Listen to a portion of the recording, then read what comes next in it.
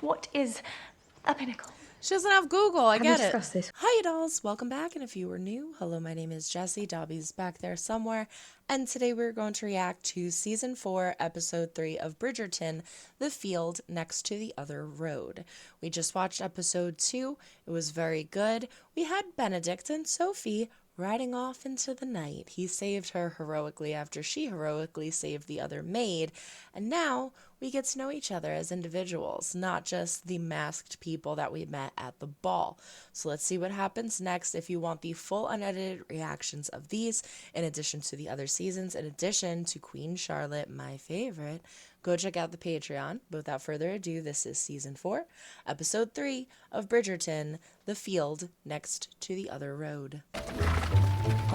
He's drunk. I believe we can stretch this ride out into eternity. You're not so near to London. Oh. That was mist.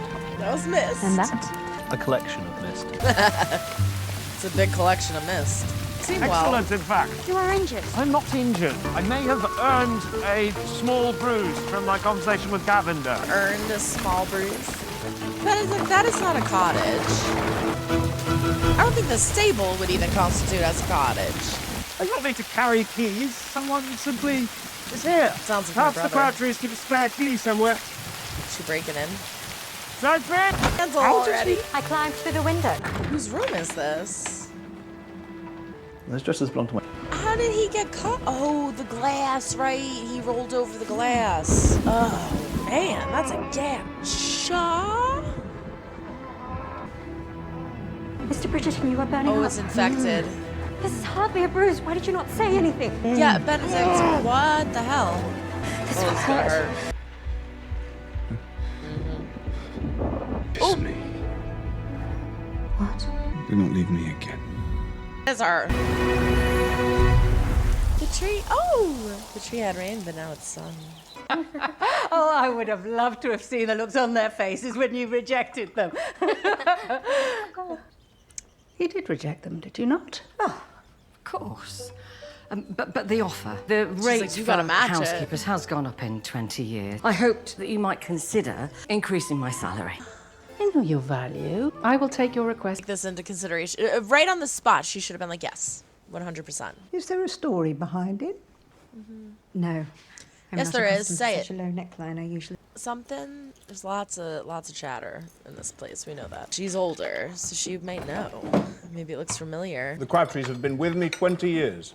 23? Oh my God. I was a maid at Bridgerton House when Mr. Bridgerton was little. See, she knows something. I bet you she knows something. I'm keeping you in bed until you have made a full recovery. I am feeling much improved with Yeah, but every could you month. imagine If like your bouncing wound in the has not carriage? healed It's gonna properly, hurt. it could become infected again. You need rest. Oh. Well, what's done is done. You might as well keep going. She hasn't had to do nothing in forever. Why is... You're achieving a pinnacle, are you not? Of course. What does that mean? Good.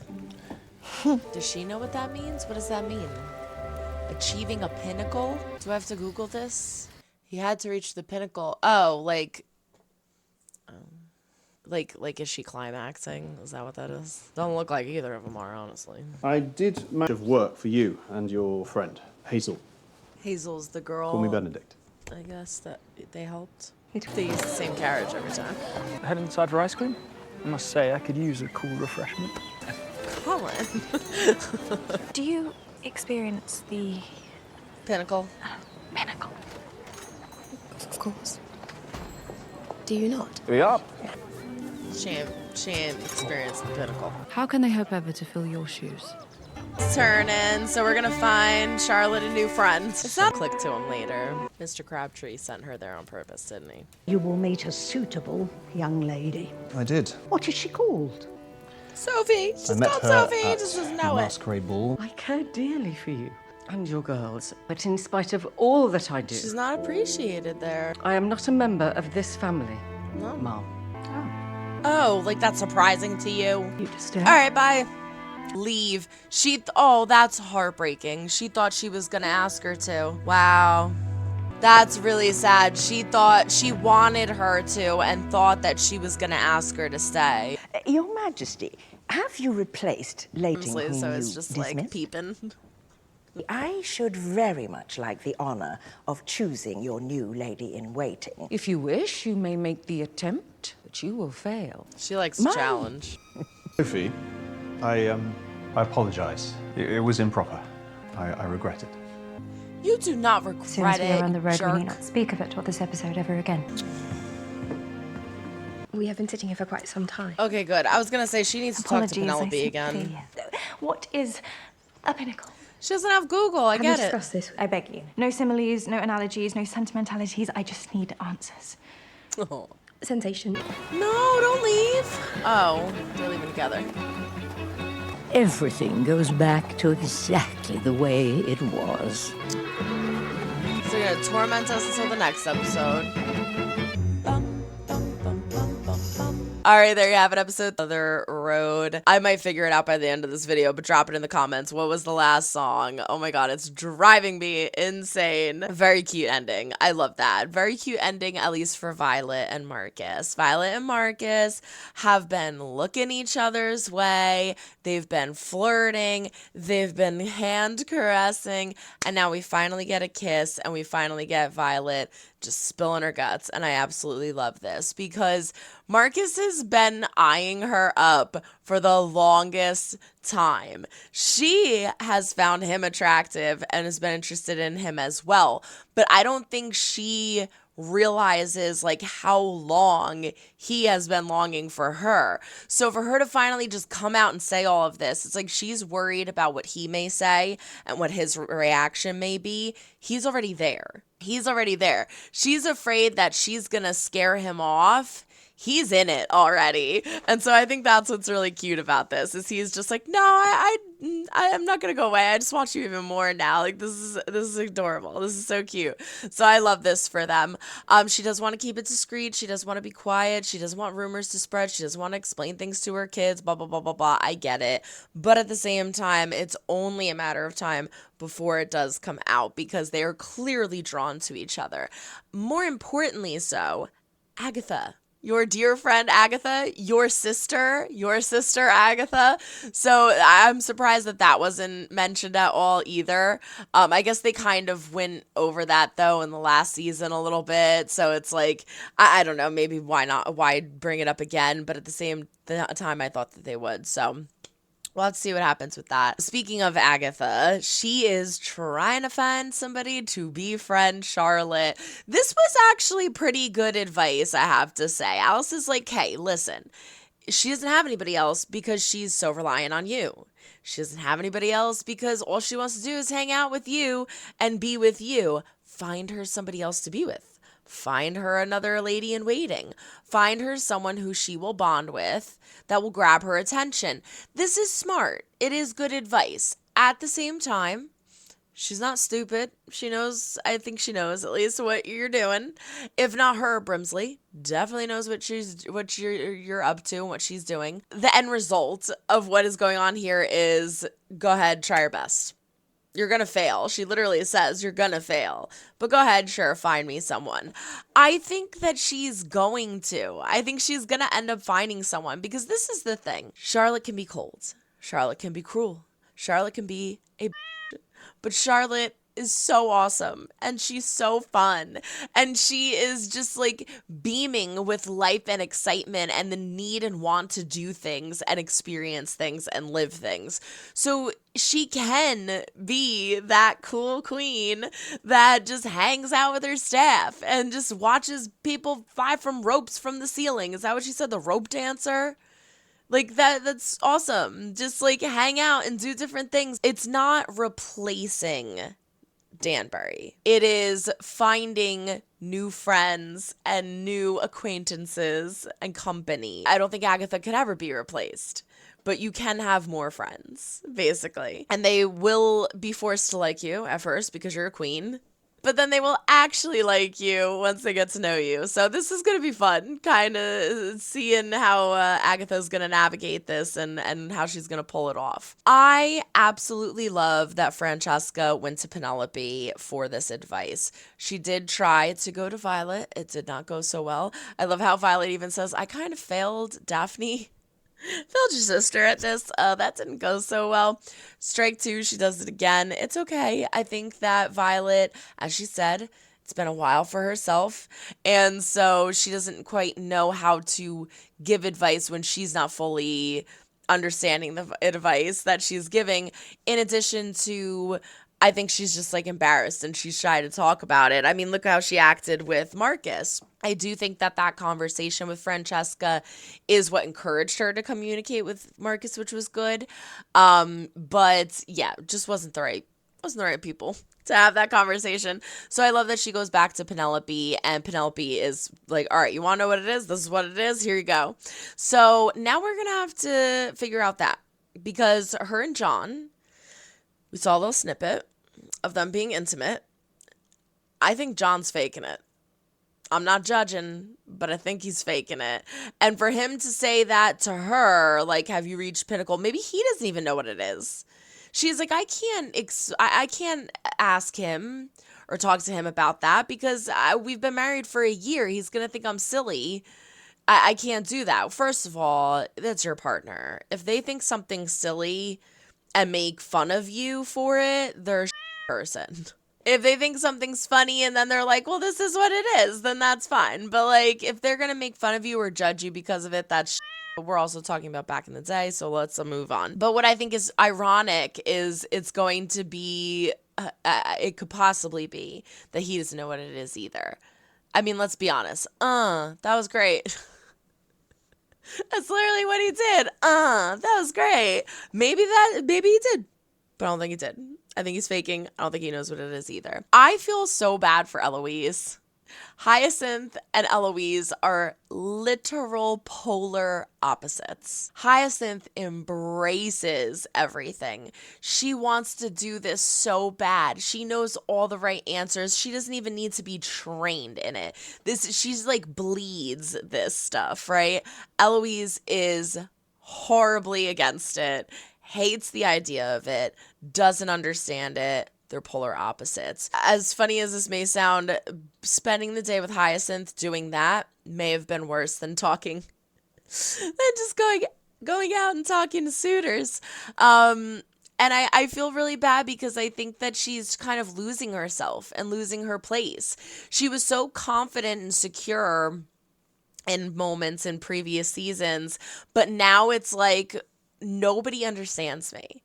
Nobody understands me. Nobody gets me, except for Benedict. But look what's going on with Benedict. He's falling in love. So here's Eloise. I'm surrounded by people who ooze this kind of life, or they're married and now have inside jokes. I can't even go and hang out with them because I'm a spinster and I don't have anybody. And Benedict's also nowhere to be found. So she's feeling lost, and I hope that we see some good things for Eloise soon. I love her. I love her character. I think she's fantastic. I just want to see positivity for Eloise. She's a little down right now. And last but not least, we have our lovely couple, Benedict and Sophie, our soon-to-be couple. So Benedict ends up hurting himself really badly, and it is severely, or looks like it's about to be severely infected. He ends up having to stay at his cottage. Sir, that is not a cottage. That is a f***ing mansion. That is a compound. But anyway, so we go there and we meet Mr. and Mrs. Crabtree, who've been with them forever. We love Mr. and Mrs. Crabtree. They're adorable. But she brings up a very good point, which is that he clearly likes this girl and she can't mess around with him. She'll be ruined if she does. So she's kind of getting frustrated with Benedict. And I think that's because, again, with Benedict's reputation of going off and just having fun, doing his thing, she's not expecting him to actually want a relationship out of this, right? It's also insane. It's insane for anyone to think that he could be in love with a maid. He's not allowed to do that, right? It's a maid. It's a maid. So it's like the idea and the option isn't even in the realm of possibilities for her. So it's not necessarily that she doesn't like Sophie, because clearly she does. I think she likes Sophie a lot. It is that she is worried, pretty much. She's worried about Sophie because she likes her. So we leave in the carriage, going back to reality, leaving our little cottage area. And this is frustrating because we have the kiss by the lake. It is steamy. It is passionate. And he says, I'm sorry, I shouldn't have did that. The final nail in the coffin was him saying, I regret it. Why'd you say you regret it? Because, like, even if you feel bad about it and you didn't want, and you acknowledge that, like, it shouldn't have happened, you didn't want that. Like, you shouldn't have done that, which is not the case. But let's say it is. Saying you regret it feels so shitty. It makes you feel like there's something wrong with you. Like, oh, you regret kissing me? Oh, God, that's like the worst thing to hear. To be like, I should not have done that. It was inappropriate or whatever is one thing. But yeah, I regret kissing you. Freaking sucks to hear. So this is going to be a long, quiet, and awkward ride in this freaking carriage back to town. I am interested to see if we see some of the conversation. Curious to see what happens when we get there, if we do find her work. Oh, actually, that wasn't last but not least. Speaking of work, we have a maid war going on. We have the maid war going on. So now freaking Penwood, Lady Penwood, is stealing everybody's maids. So this girl has money. She has a lot of money because she is out wagering all of these other people who are in high society, very, very successful and rich people, and stealing their maids. And I thought that was hysterical because they said she needed 4 maids to equal what Sophie would do. 4 freaking maids to equal what Sophie would do. That's wild. So I think that it's only a matter of time before Penwood keeps throwing dirt in people's faces for that to come back at her. To go to that party and be like, yeah, I stole your chauffeur. Isn't he? That's so great. She's pissing off people left and right. She's going to go down. It's going to be hysterical and everyone is going to be laughing at her. But this leads us into the Featherington situation. So freaking Lady Featherington is so horrible to her maid. I feel bad because the name escapes me and I don't think I have it written down. Portia is so cruel because she's trying to manipulate this woman into believing that she's part of the family, that they love her, that's why they need her. And then go, yeah, fetch me some tea. You're amazing. Here's some dresses. This shows my gratitude. Now go do your maid thing. You don't value her as a person. You don't value her as family because you don't treat family like that. You don't treat people that you care about like that. And so that's what's so heartbreaking is, again, as I said in the reaction, you could see in her face, like, she wanted her to say stay. She wanted her to, even if it was the smallest little increase, she probably still would have stayed. She wanted to be there. She wanted to be a part of the family. But she's like, I don't feel like I am, and this isn't fair. And Portia's just like, all right, go. Leave. Calls her bluff. Because then you could see as she's walking away, Portia's upset too. She's like, oh, I didn't think you were actually going to leave. I didn't think you were actually going to go. That's not how that was supposed to work out. And she does. And so I think that it's going to be interesting seeing how they cope without their maids and without their family members, if you will, because I think that they take them for granted. They don't realize how good they actually had it and how much a part of the family these people actually were. So as sad as that was, good for her for leaving. Featherington, you suck. Overall, fantastic episode. I cannot wait to see what happens next. And until the next reaction, so long, everyone. Try and make someone smile today. You never know when they might need it next. Bye.